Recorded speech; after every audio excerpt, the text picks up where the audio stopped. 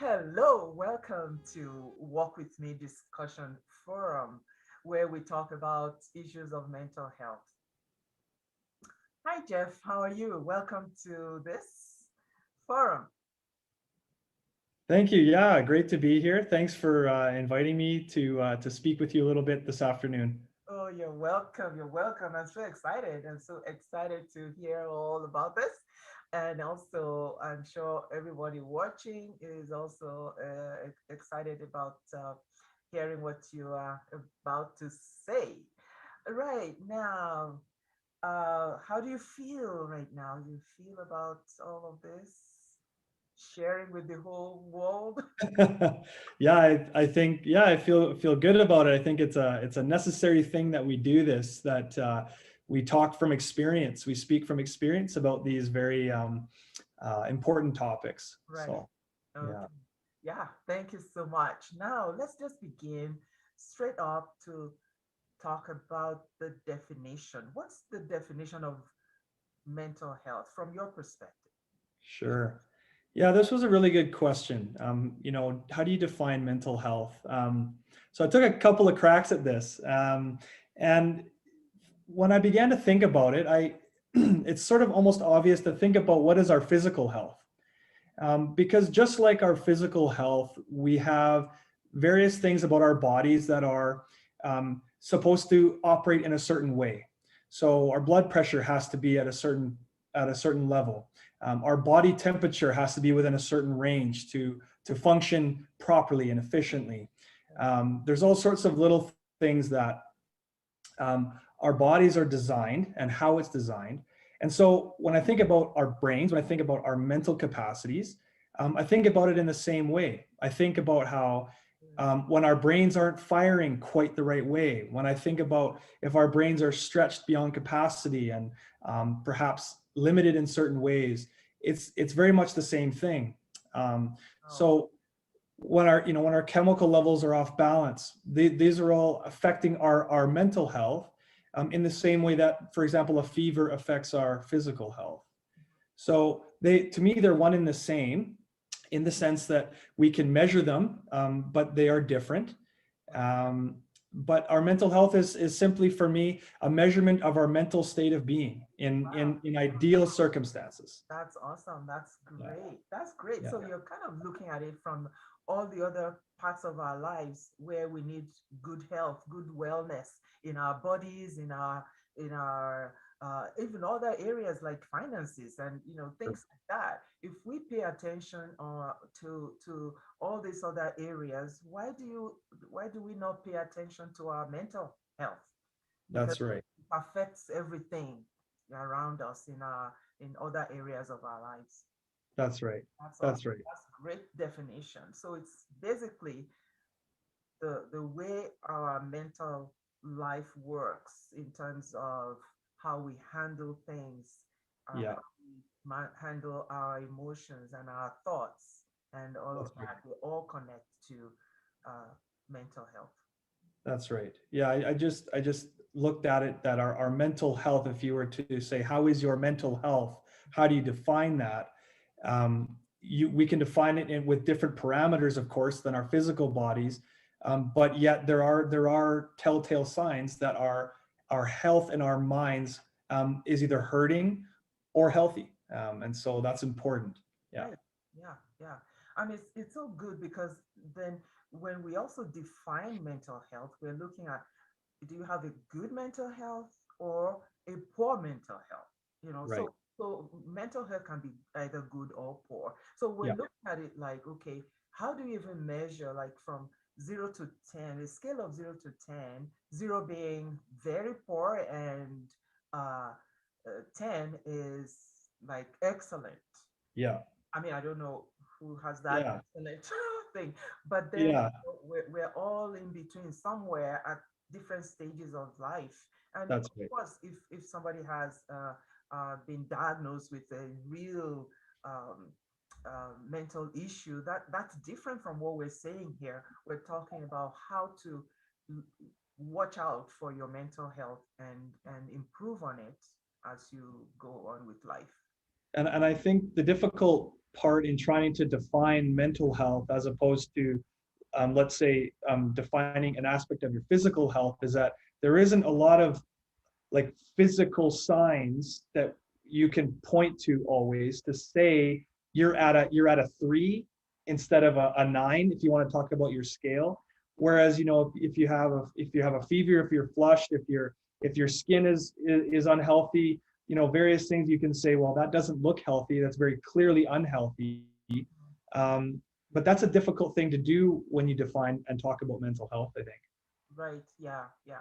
Because we Yeah, can't see it because it's kind of right. in there somewhere and it's not visible to everyone, Yeah, unlike a wound right.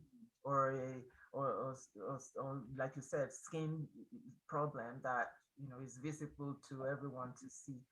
Okay, great. So, definition Yeah. of mental health. Yeah, it's your mental wellness. Where are you on the scale? And is it good or is it poor? So let's Hmm. move on to the next thing here. Share with us a little bit of your own experience with mental health. Yeah, I'd be happy to. Um, so uh, growing up, I mean, I have always been an extroverted guy, love people, love having a good time, um, and never thought much about mental health. I was always healthy. I never went through too much growing up. But the last number of years, I went through a series of very traumatic events, both personal and professional. Um, and through these events, my brain was loaded with more sensory information than it could possibly handle. There were stressors on my brain and on my body that um, that I couldn't manage. That my brain simply couldn't manage. And so essentially, my brain and my mental capacity was stretched and scarred by a lot of these experiences. And these experiences took place not in a very long time. I would say probably maybe 2 to 3 years Oh, of extensive sort of um, uh, perpetual stressors right. and things that really pushed my mental capacity, my mental architecture beyond what it really is designed for. And Mhm. so what it did is it left me, in my personal case, in my individual case, it left me in a moderate to heavy state of depression um, and anxiety. So those were the two areas of mental illness that I have suffered with, and I still to a point deal with today. Right. Um, so for me, in my experience, it left me unable to experience the world around me the way that I had been used to experiencing it. Mm. One of the best metaphors that my psychologist actually used to describe this to me, to describe this strange feeling that I couldn't really pinpoint, was I had a pair of glasses on where you can see the world around you, but for some reason it's just blurred, just enough that you know something is off. Right. And if you want to, if I try to carry that metaphor a little bit, the more I tried to clean the lenses, the more I tried to adjust those glasses, nothing seemed to really work, and it left me with this very uneasy feeling. Again, hard to pinpoint because there's no physical. Okay, this happened, so that means you suffered with depression because you have this mark or this physical thing you can point to. But for me, it was just simply a feeling of being um, unbalanced in my social interactions, in my relationships, in my work. Um, Yeah. it just didn't seem the same. Okay. Um, and so there were times that I had to take time off of work. I couldn't bring myself, couldn't motivate myself to do a whole lot. Right. And it was difficult for me because I'm an extrovert.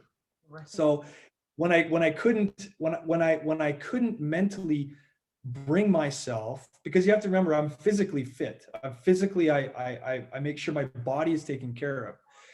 But I knew that there was something else going on when I couldn't motivate myself. I didn't have the energy Okay. to speak with people, to have a good time, to do the things I enjoy doing.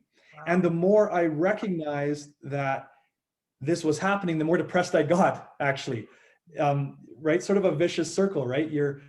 I'm depressed because I'm not feeling well, and I'm not feeling well because I'm depressed. Yeah. Oh, wow. That is really powerful what you just You said, know?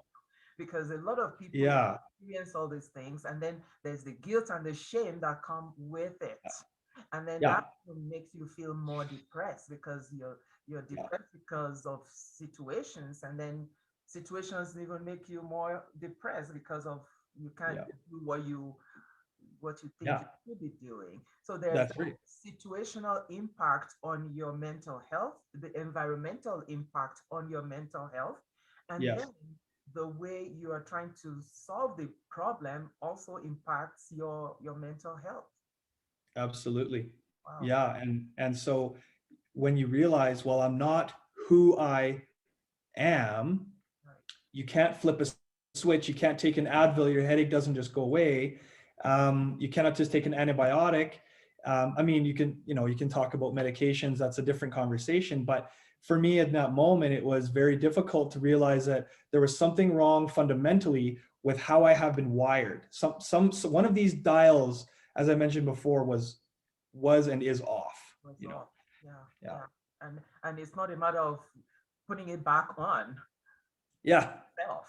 Yeah. That's That is right. the point here with mental health or mental wellness is Yeah. that we need to understand that when these things begin to happen, even at the onset of it, we need to be aware. There needs to be some self-awareness about what is Yeah. really going on. I'm not Yeah. myself, Yeah. I need to find Yeah. help. And that's what you did, right? So how long Yeah. did it take you between knowing something is wrong or something is off and seeking help? Um, so two things. I think I recognized quite quickly that something was off, but realizing that I needed outside help to fix it took me longer. you know, so they didn't happen simultaneously, but certainly, and maybe some people are better at this than others. I was fairly self-aware that there was a cloudiness that was beginning to take over, to take place, um, and just the sheer, like, sort of uncomfortable feeling that laid on me, just, sort of forced me into help and into, wellness, right? Better wellness. So I would say probably it took me, um, maybe 6 months to a year before I actually sought and really, engaged with, help that would get me back to health. Yeah. Right. Isn't that what we do a lot of times because of almost like a shame thing going on, and then the Yeah. whole thing about well, what will people think of me if I say I'm having these issues and all of that. So Yeah. for you, as you said, Yeah. someone who has been really strong and fit and all that, you expect that your emotions too, your mind, everything, your mental Yeah. area should be also strong and fit. And it doesn't work Exactly. that way. You can be a macho, strong, everything, and emotionally not really strong, right? That's right. And I think that's where we take it for granted. We, as you say, we assume that if I have good relationships and I eat well and I exercise and so on and so forth, that automatically my mental health will be perfect. And that's just simply not the case. At Yeah. least not in my experience anyway. Yeah. Yeah, good. And that's the hope as people are watching this, and the hope is Mm. that you won't take that long to seek help. As a Yeah. therapist myself, I've seen that's quite a lot because a lot of people feel these things and there's that we minimize it or we ignore it, and because people don't see it that much, and then until it becomes Yeah. really too much to handle, then we start to Yeah. seek help. At that time, the body, the brain has started to adjust to the way we feel, and it takes a while for that to calm down, because Yeah.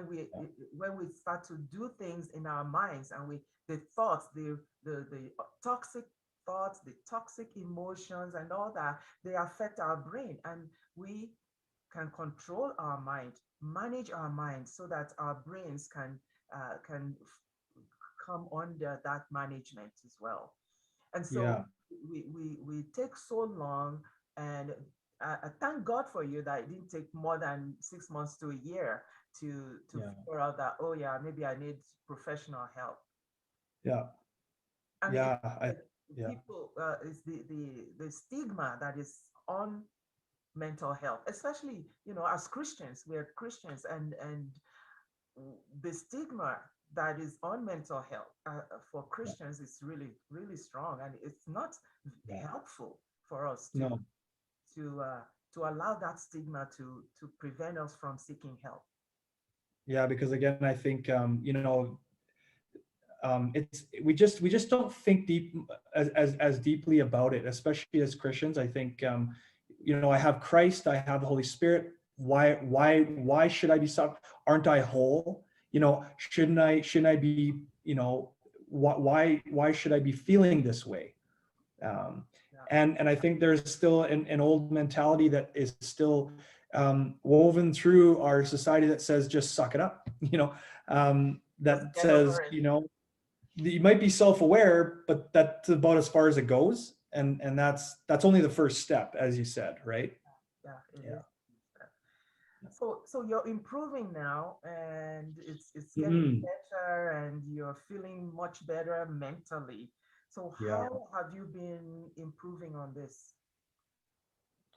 Well, I think right from the start, a couple of things that excuse me, a couple of things that my counselor had me do.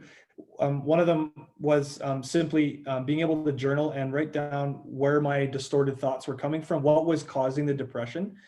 And that's another conversation. Now that's sort of a practice, a process of um, of drawing out the lies that our brains often tell us, that causes the depression, and writing them down and working them through. And there's beautiful cognitive therapy processes for that, that are very helpful. But I think one of the biggest things, especially in the early days when it was the heaviest, and it's still something I do to this day, is um, if I don't have to, um, I don't always give myself permission to do the things I enjoy, and I've started doing that more and more.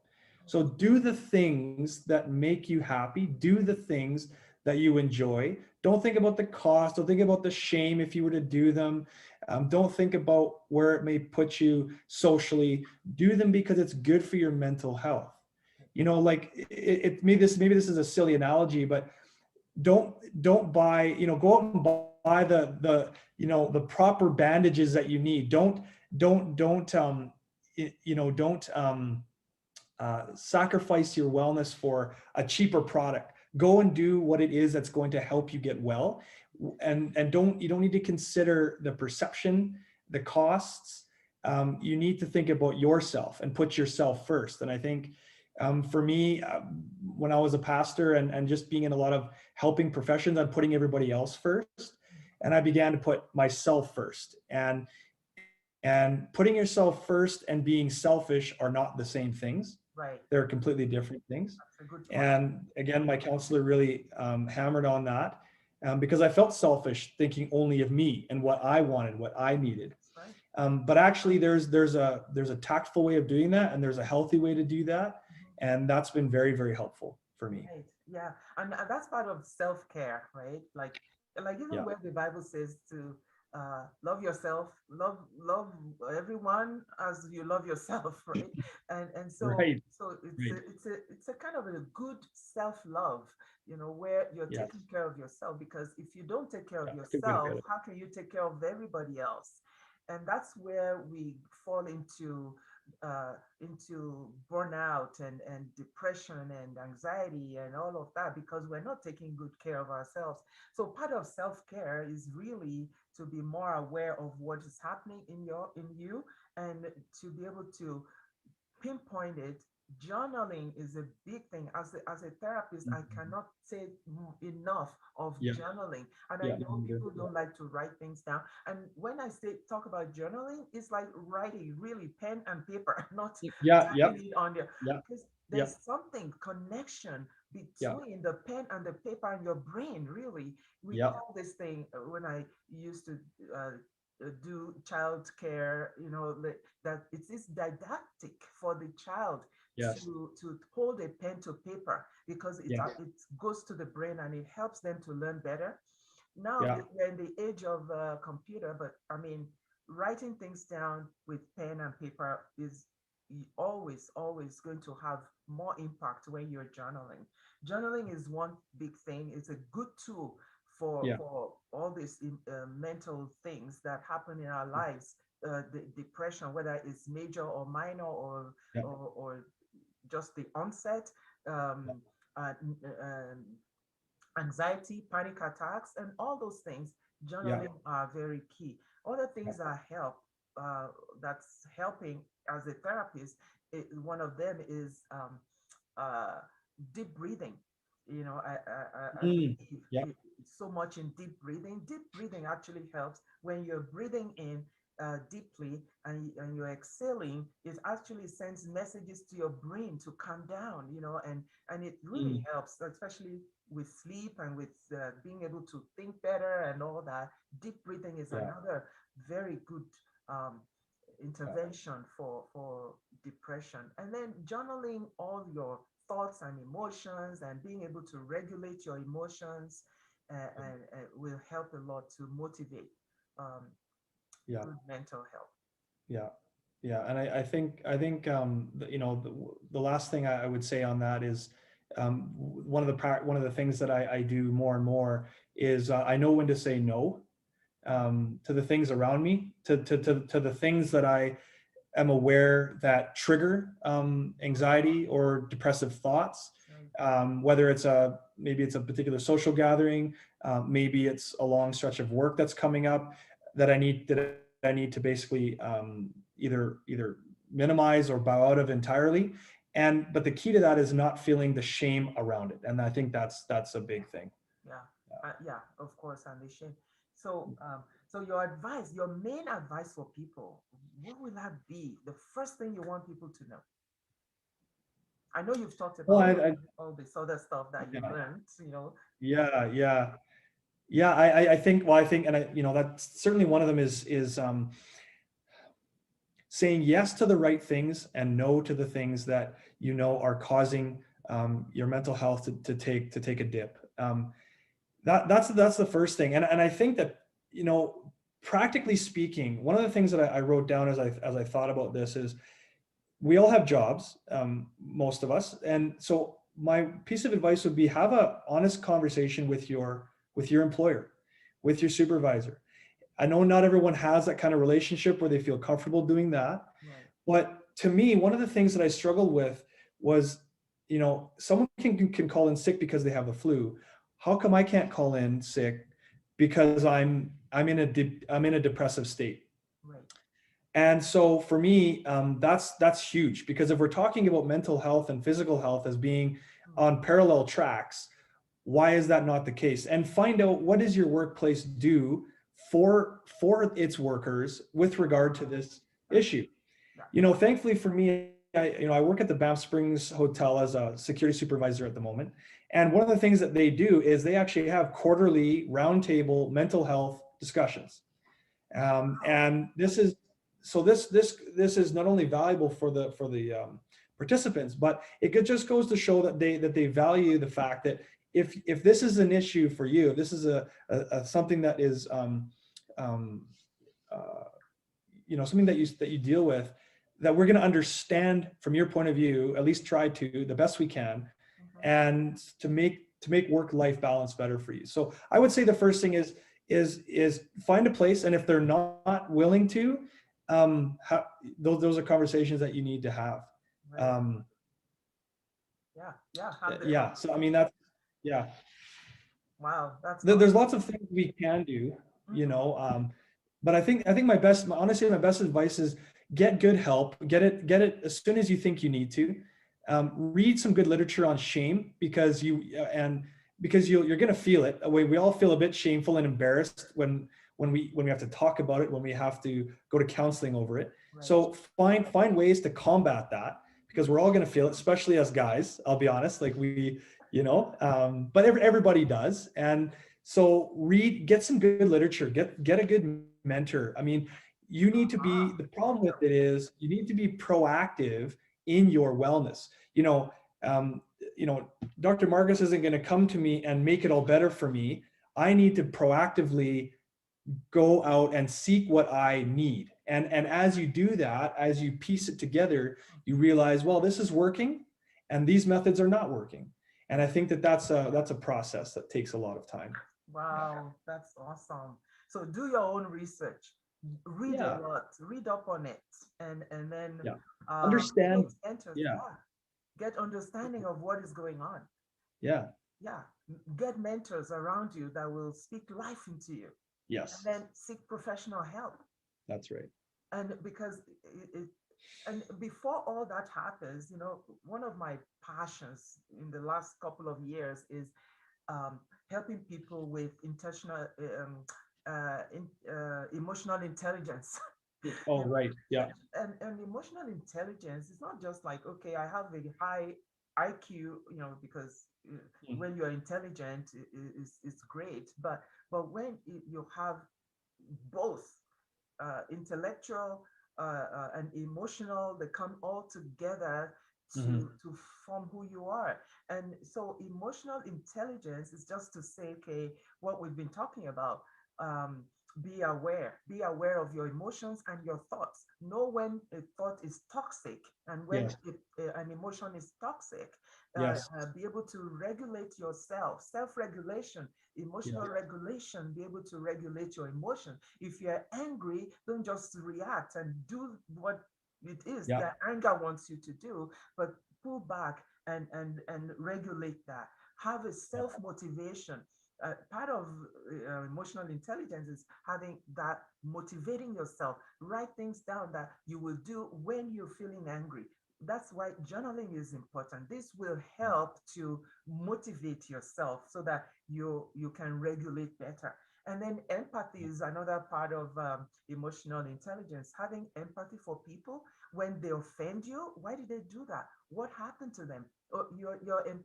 Rather than being reactive, be Yeah. empathic Yeah. and look at them from a different perspective. Maybe Yeah. that will help you in your responses to them. I always say that it's better to respond to someone than react, because a lot of times Mm. we're always doing emotions, Mm. reacting to everything, Yeah. reacting to everybody's Yeah. stuff, and then we Yeah. end up in poor mental health. And Yeah. the last thing about emotional intelligence is your social skills.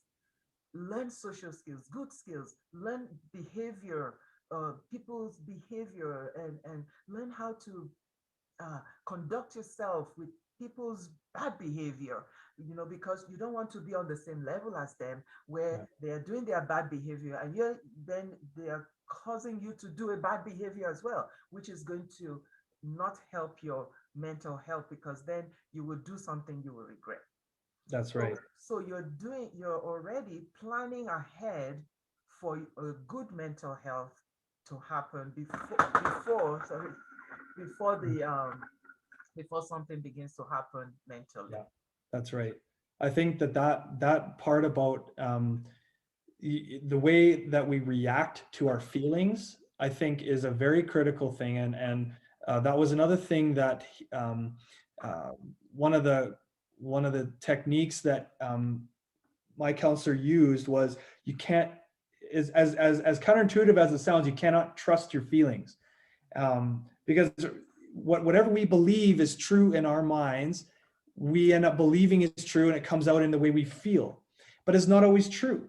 And so we need to take, like you say, we need to take good inventory of how we're feeling, why we're feeling. Feelings in and of themselves are great and wonderful, and they're given by God, but it's what we do with those What we feelings, do, yeah. and where those feelings are ultimately coming from, what beliefs are stemming from inside, Right. that are causing you to feel a certain way.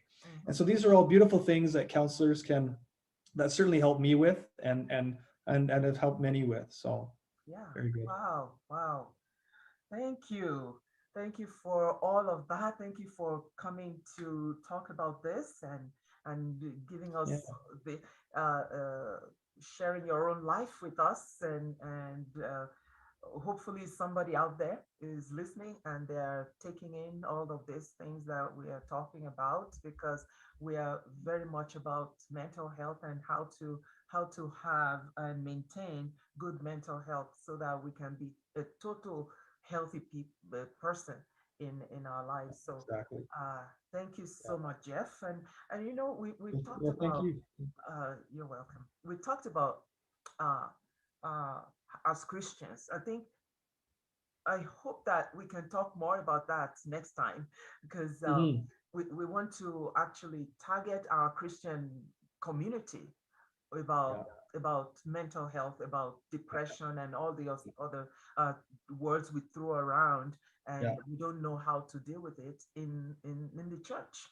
Yeah. And I think, yeah, I think that would be a great conversation to have. I think the Bible is full of lessons and things, even in the life of Jesus himself, that we can look at, that will help the body at large with this issue of mental health. So certainly.